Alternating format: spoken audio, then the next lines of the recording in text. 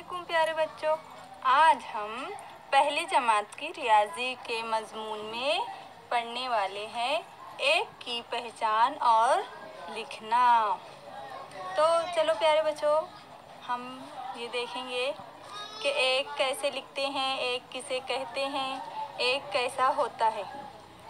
तोते की है चोंच एक, सालगिरह है खाओ केक।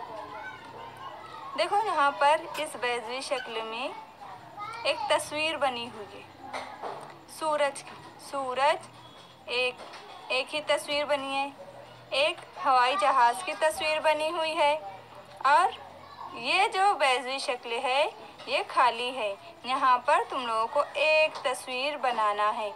कोई भी एक तस्वीर तुम्हें यहाँ पर बनाना है।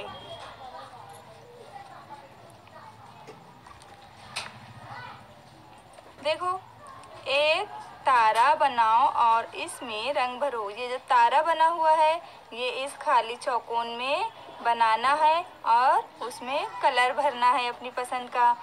यहाँ पर लिखा है एक बादल बनाओ और इसमें रंग भरो। यहाँ पर बादल बनाना है और उसके अंदर रंग भरना है।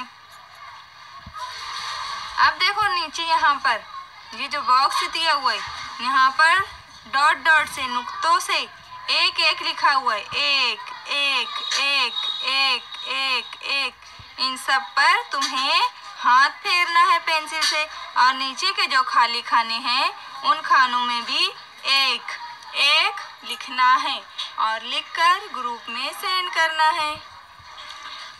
अल्लाह हाफिज।